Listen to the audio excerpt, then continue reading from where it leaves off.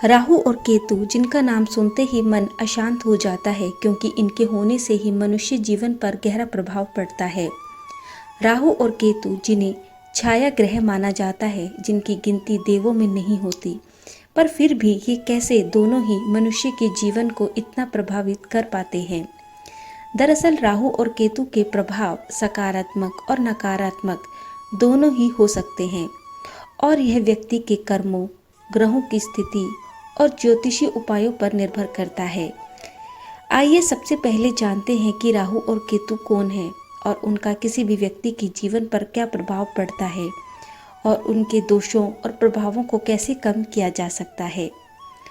राहु केतु की पौराणिक कथा के अनुसार समुद्र मंथन के समय जब अमृत निकला तो देवताओं और असुरों में उसे पाने की होड़ मच गई। तब भगवान विष्णु ने मोहिनी रूप धारण करके अमृत देवताओं को देने की योजना बनाई। तभी एक असुर स्वभुनी चुपके से देवताओं के बीच जाकर बैठ गया और अमृत पी गया। सूर्य और चंद्रमा ने उसे सभी देवताओं के बीच में पहचान लिया और तुरंत ही इसकी सूचना उन्होंने जाकर भगवान विष्णु को दी। भगवान विष्णु ने तुरंत ही सुदर्शन चक्र निकालकर उसका सिर धड़ से अलग कर दिया और उसका सिर राहु और धड़ केतु कहलाया। चूंकि अमृत उसके शरीर में जा चुका था, इसीलिए ये दोनों ही अमीर हो गए और नवग्रहों में शामिल हो गए।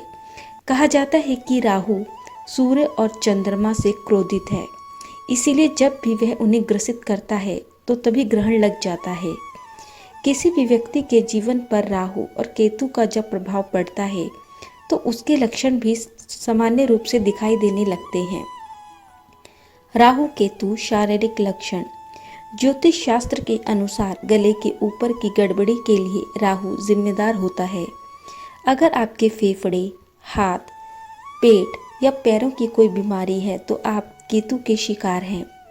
राहु सिर और जबड़े का ज़्यादातर हिस्सा को प्रभावित करता है। अन्य लक्षण। ज्योतिष शास्त्र के अनुसार लार राहु का प्रतीक है और रक्त केतु का प्रतीक है। जो व्यक्ति अधिक लार टपकाता है, अधिक थूकता है और उसका राहु बहुत सक्रिय होता है। केतु अक्सर चोट, फोड़े, कट आदि से रक्त की कमी का कारण बनता है। जिन लोगों की कुंडली में केतु सक्रिय होता है वह आमतौर पर ऐसे ही समस्याओं का सामना करते हैं। राहु केतु की ज्योतिषीय प्रभाव। राहु के प्रभाव। राहु की दिशा अधिक होने पर व्यक्ति के जीवन में भ्रम, धोखा, आकस्मिक लाभ हानि, मानसिक अशांति होने लगती है। टेक्नोलॉजी, राजनीति में उन्नति, भूत प्रेत बाधा, नशा, चोरी, कोर्ट कचहरी के मामलों से व्यक्ति जुड़ने लगता है। केतु के प्रभाव। किसी व्यक्ति के जीवन में यदि केतु प्रभाव डालता है तो उसके अलग अलग प्रभाव भी नजर आने लगते हैं। जैसे व्यक्ति का आध्यात्म और मोक्ष की ओर झुकाव बढ़ने लगता है। अचानक दुर्घटनाएं होने लगती हैं, संपत्ति विवाद बढ़ने लगता है, रोग, अकेलापन और व्यक्ति के जीवन में अलगाव की भावना उत्पन्न होने लगती है।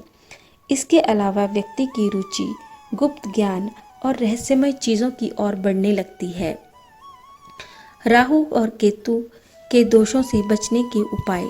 यदि किसी व्यक्ति के जीवन में राहु केतु के प्रभाव बढ़ते हैं तो इससे बचने के लिए भी विभिन्न उपाय अपनाए जा सकते हैं और उसके प्रभावों और दोषों को कम किया जा सकता है। राहु दोष के उपाय।